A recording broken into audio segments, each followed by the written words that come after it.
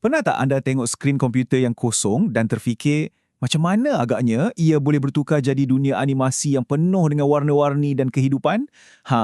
Dalam perkongsian kali ini, kita akan bongkar rahsia di sebalik tabir tu. Kita akan guna Action Script Tree untuk belajar cara membina visual interaktif betul-betul dari kosong. Soalan ni lah yang jadi kunci kita. Kita nak faham macam mana para pembangun, para developer boleh cipta visual dalam game dan aplikasi yang kita guna hari-hari tu. Jom kita pecahkan satu persatu, langkah demi langkah. Okey, mari kita mulakan dengan yang paling asas. Dalam dunia Action Script Tree, semua benda visual yang kita nampak bermula di satu tempat. Tempat ni kita panggil pentas atau dalam bahasa Inggerisnya, stage. Anggap je ni macam canvas digital kita. Cuba bayangkan pentas teater yang sebenar. Setiap pelakon, setiap props, semuanya ada kedudukan yang spesifik kan? Samalah macam pentas digital ni. Kita guna koordinat X untuk tentukan kedudukan melintang dan Y untuk kedudukan menegak. Dan yang paling penting, titik permulaan kita, titik sifar-sifar, sentiasa berada di penjuru atas sebelah kiri. Semua benda bermula dari situ. Baik, sekarang kita dah ada pentas yang kosong, dah sedia. Tapi pentas tanpa pelakon tak gunalah kan? Jadi sekarang masanya untuk kita kenalkan bintang utama kita. Dalam Action Script 3, bintang ni kita panggil movie clip. Jadi apa benda movie clip ni sebenarnya? Senang je. Ia tu macam blok binaan asas kita. Ia boleh jadi watak hero dalam game, butang play yang kita klik, ataupun pemandangan latar belakang yang cantik. Apa-apa saja objek visual yang kita nak letak, gerakkan dan kawal, itulah movie clip. Okey, kita dah ada pentas dan kita dah ada pelakon kita, iaitu movie clip. Persoalannya sekarang, macam mana kita nak suruh pelakon ni berlakon? Macam mana kita nak arahkan dia? Di sinilah properties ataupun sifat mainkan peranan. Ia ni macam arahan-arahan yang kita boleh bagi pada setiap objek. Tengok rumah ni sebagai contoh. Ia adalah sebuah movie clip. Dengan properties, kita ada kuasa penuh ke atas dia. Nak gerakkan dia ke kiri atau kanan, kita ubah je property X. Nak gerakkan dia ke atas atau bawah, ubah property Y. Nak bagi dia nampak macam halimunan sikit, kita guna property alpha. Nampak? Setiap satu property tu adalah satu arahan spesifik. Dan inilah senarai kuasa besar yang kita ada. Dengan hanya beberapa baris arahan ni, kita boleh kawal objek kita sepenuhnya. X dan Y untuk lokasi, rotation untuk pusingkan dia, alpha untuk buat efek lusina, scale untuk besarkan atau kecilkan, dan visible pula untuk buat dia tiba-tiba muncul atau hilang. Senang kan? Sangat intuitif. Dan inilah keajaibannya. Nampak macam teknikal, tapi sebenarnya ia sangat mudah. Dengan hanya satu baris kod macam ni, kita dah boleh bagi arahan. Rumah saya .rotation sama dengan 90. Ni ibarat kita cakap, hey, rumah saya, pusing 90 darjah sekarang. Terus dia buat. Semudah itu je bagi arahan pada pelakon kita.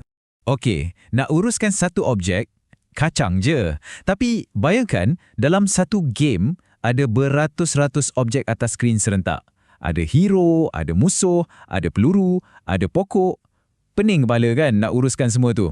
Sebab itulah kita perlukan satu senarai induk, macam senarai arahan pengarah. Dan benda ni kita panggil display list.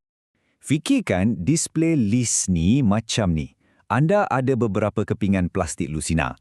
Anda lukis awan kat satu kepingan, lukis rumah kat kepingan lain, lukis orang kat kepingan yang satu lagi. Bila anda tindan semua kepingan ni, anda akan dapat satu adegan yang lengkap kan? Itulah kerja display list. Ia susun semua objek kita dalam lapisan-lapisan. Objek yang kita tambah paling akhir akan duduk di lapisan paling atas.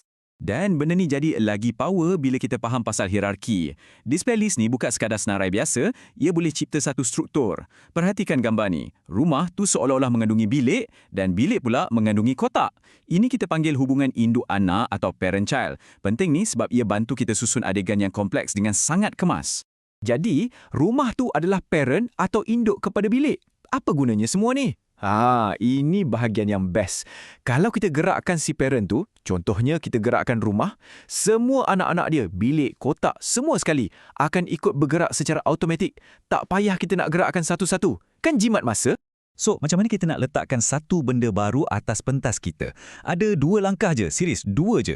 Langkah pertama, kita cipta objek tu. Langkah kedua, kita guna arahan add child untuk tambah objek tu ke atas pentas. Bila kita buat macam tu, secara automatik ia akan masuk dalam display list kita.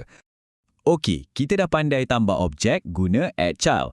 Logiknya, mesti ada cara nak buang pula kan? Mestilah ada. Guna je arahan remove child. Ini sangat penting untuk benda-benda yang dinamik. Contohnya, dalam game menembak, bila peluru dah kena target, kita nak peluru tu hilang kan? Masa itulah kita guna remove child. Alright, kita dah belajar pasal pentas, pasal movie clip, pasal properties dan juga display list. Sekarang, masanya untuk kita satukan semua ilmu ni. Jom kita tengok macam mana semua konsep ni bekerjasama untuk cipta satu magic yang interaktif. Matlamat kita untuk contoh ni sangat mudah. Kita nak buat satu program di mana setiap kali kita klik tertikus kita di atas pentas, pop! Sebiji bola baru akan muncul. Simple je tapi ia tunjukkan asas kepada semua benda interaktif. Mula-mula sekali, kita kena pasang telinga pada program kita. Baris kod ni sebenarnya macam kita tengah bercakap dengan pentas tu. Kita cakap, "Hoi pentas, dengar sini. Kalau ada sesiapa, klik tertikus atas kau, cepat-cepat jalankan fungsi yang bernama on-click." Faham? Jadi, bila seseorang klik, apa yang fungsi on-click ni buat? Pertama, dia cipta sebiji bola baru. Lepas tu, dia tentukan kedudukan bola tu guna X dan Y. Perasan tak ada counter kat situ? Sebab itulah setiap bola baru akan muncul di tempat yang berbeza sikit. Dan akhir sekali, plop, dia letakkan bola yang baru dicipta tu ke atas pentas menggunakan add child add. Cuma 4 baris kod yang penting kawan-kawan. Dalam 4 baris ni, kita dah gabungkan semua yang kita belajar tadi. Kita cipta objek, kita ubah properties dia dan kita tambahkannya ke dalam display list. Dan hasilnya, satu kandungan yang betul-betul interaktif dan bertindak balas dengan apa yang kita buat.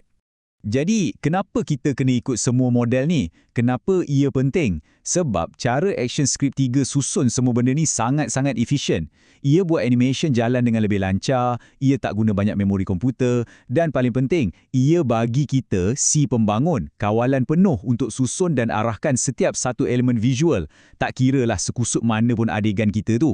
Jadi sekarang bila anda dah faham blok-blok binaan asas ni, pasal pentas, objek dan juga senarai paparan, anda sebenarnya dah pegang kunci untuk buka pintu ke dunia interaktif yang tak ada had. Soalan saya untuk anda, dunia macam mana yang anda nak cipta?